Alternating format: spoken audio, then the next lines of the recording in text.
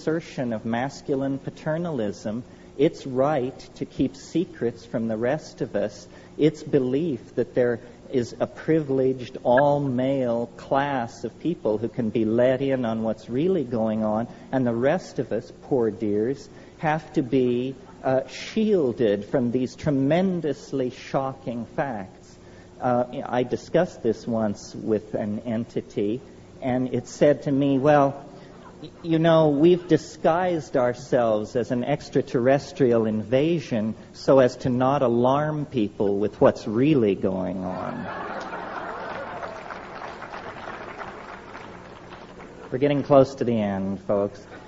There is a fourth possibility, which I mention only in the interests of thoroughness, which is that these entities and their vehicles are not spacecraft at all, but are in some sense time craft, and that we may be the tremendous sense of empathy with these quite physically unusual beings may arise out of the fact that we're looking into the faces of our great-great-great-grandchildren, who may be emanating back through time, carrying the message, a message about some sort of future event or situation that lies many centuries downstream from us, but that is of such import that from that point, agents are moving backward and possibly forward through time, spreading the news of some kind of mode shift. This doesn't seem to me to be impossible. However, based on my own experience, which is what I think this thing really comes down to, because what we have in the UFO issue is an official position supported by scientists, whether they be Neanderthal right-wingers or doctrinaire Marxists or whatever, a conspiracy of consensus against the personal experiences of individual human beings who are told, well, what you're saying happened to you can't have happened. You are insane, you are mentally ill, you are mistaken. So what we really have here is a political issue. Which do you believe? Your perceptions, memories, and expectations aided by your intellect, or some kind of utterly abstract, official, doctrinaire, sexist philosophy laid on from above? So I think really what the saucers do, if you accept their presence, is they empower us. They empower us to see science for the shell game that it is, to see the past 400 years of Western culture for the pathetic narrowing of the spectrum of allowable phenomena that it is, to the point where people think that if you can't bang on something with a hammer, it isn't real, which to me is just wild talk. I can't even imagine where that kind of thing is coming from. So I think, and I'll just leave you with this final thought, that in lieu of the repression, and it is a repression throughout this century, of legitimately available ways of exploring the modalities of consciousness, and by that I mean psychoactive compounds, the repression of those compounds and their use by science has created a neurotic energy dynamic in the mass psyche, and the mass psyche has begun to hallucinate because the destiny of human beings is to live in the imagination in the hands of the goddess. And wherever that thrust is impeded, psychopathy will result. There will be neurosis, there will be psychic epidemic, there will be confusion. So I believe that until we form a resolution to conduct an unfettered and mature exploration of the human psychology using all the tools available to us, that the skies of Earth will continue to be haunted by flying saucers. They will continue to be haunted by flying saucers and their denizens because they are symbols of our infantilism, of our sense of loss, of our incompleteness. And we can heal that breach by simply recognizing that the true mystery lies within us. The true mystery is in the mind, and its historical promise is the transformation of our society through the abandonment of reason as it has been narrowly defined by this extremely solar, masculine, paternalistic, materialistic legacy that we are the victims of. Well, I could talk for a long time, but I think that's it in a nutshell. Thank you. Thank you.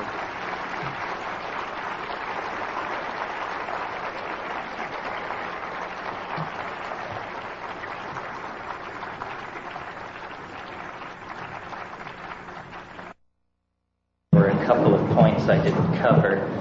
Before I get into that, though, I would like to thank and call attention to the magnificent accomplishment of Elise Agar and the Omega Foundation.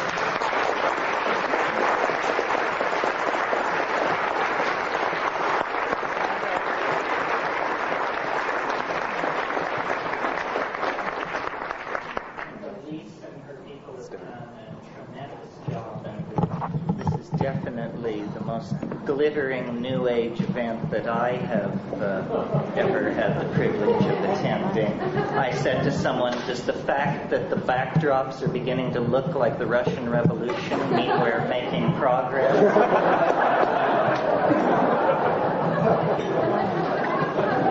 Can you all hear me?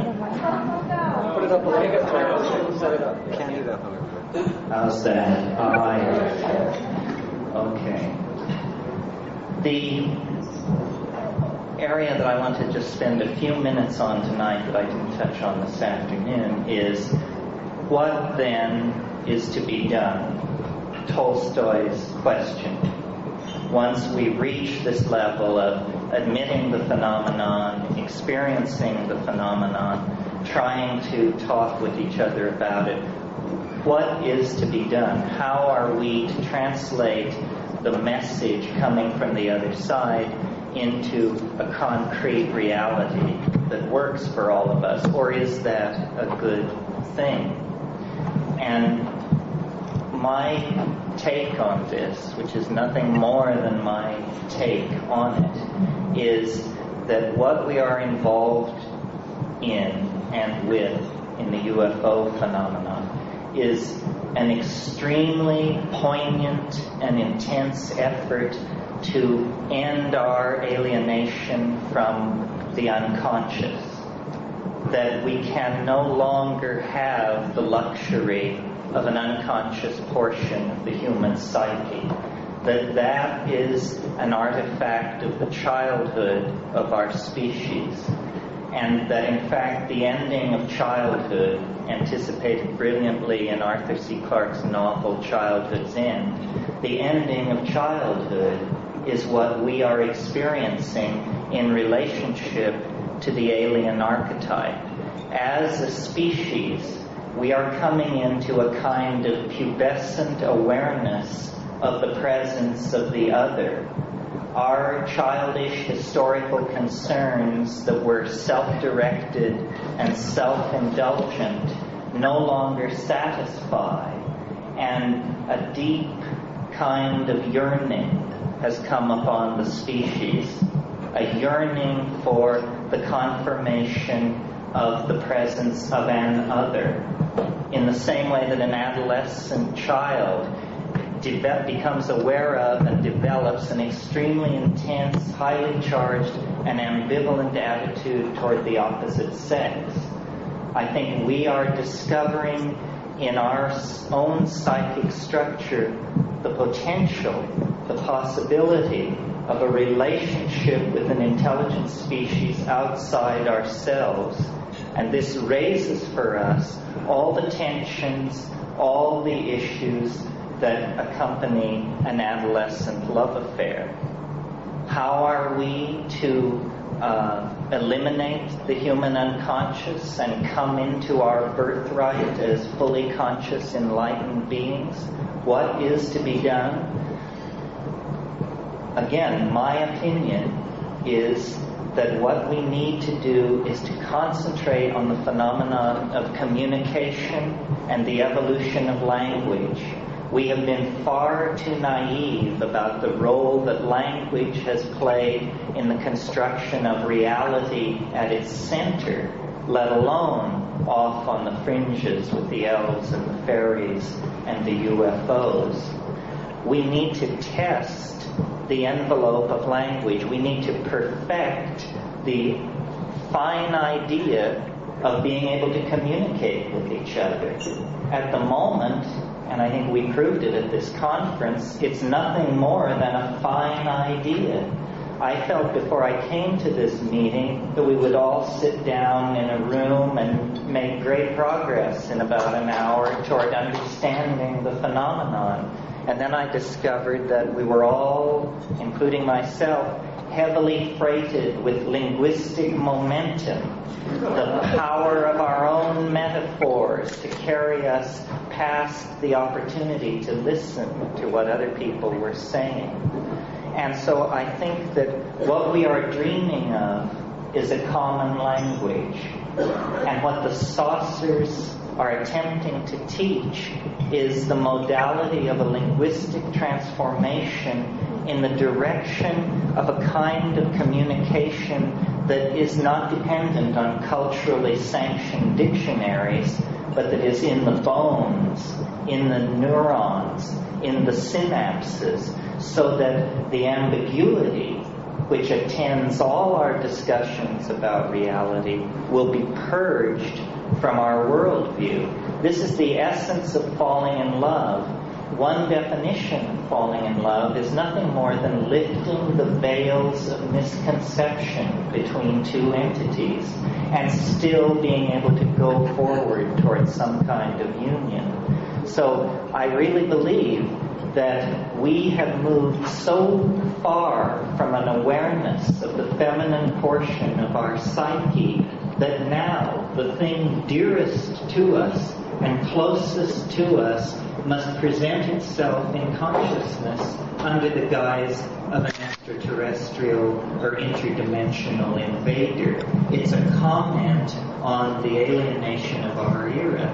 And the way this schism can be breached, the way this psychic wound can be healed, and a kind of species-wide individuality emerge is through taking control, conscious control of the evolution of language. This means paying a great deal more attention to what we say to each other, to linguistic intent. I think that the main legacy of the 1960s into the 80s was a legacy of language transformed in the direction of feeling. To me, the most shocking part of the male dominance of our worldview is the paucity in our language of terms that convey emotion. We have 500 words for the components of a steering mechanism. We have 5 words for emotions. Each one of us is a swim in a concatenation of emotionally subtle wave phenomena that come and go just below the surface of our awareness. But if any one of us turns to another and says, "How are you doing?" the answer is, "Fine, fine, yourself." This is presenting a tremendous barrier to us to the expression of our wholeness. And I'm completely willing to line up behind Carl Jung on the notion that the UFO is an expression of our longing for wholeness. In Principio et verbum, et verbo caro factum est. In the beginning was the Word, and the Word was made flesh. In other words, if you were an actual extraterrestrial standing off in a spaceship looking down on this planet, you would not see the strivings of individual species. You would not even see the great classes of organized organic life.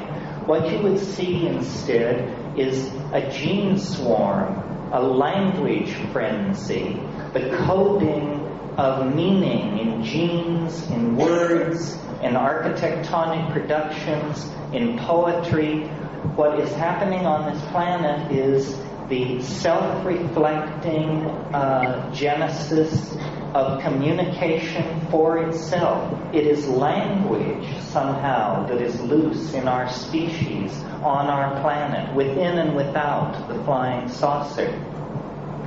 So, communication, which we take astonishingly for granted, considering the very basic kinds of needs that we communicate to each other, is actually the great frontier of our spiritual becoming. It seems to have passed right by us that we already possess a form of telepathy. The miracle of communication involves the fact that I make small mouth noises and you instantaneously consult the culturally sanctioned dictionary, and out of your dictionary you construct a map of my linguistic intent, and then through a series of grunts and nods, we assure each other that we know what we mean. So, in a sense, I said this afternoon that the UFO was here to confound us, to confound science. On another level, like the psychedelics, it is here to catalyze a finer evolution of communication, to goose us toward a little tighter epistemic and ontological definition of the business of communicating with each other. If we could refine our channels of communication, we would coalesce into the kind of omnipotent, extra-worldly organism that we anticipate in our vision of the flying saucer. So I think really the flying saucer has become the guiding image of our own cultural evolution. We are going to live in the imagination. This planet is involved in a birth process. There is nothing unnatural about what is going on this planet, and there is nothing unnatural or inappropriate about us. It's simply that the planet has carried us to term. We are now ready to leave the womb, and the womb is in danger of toxemia if we in fact do not leave it.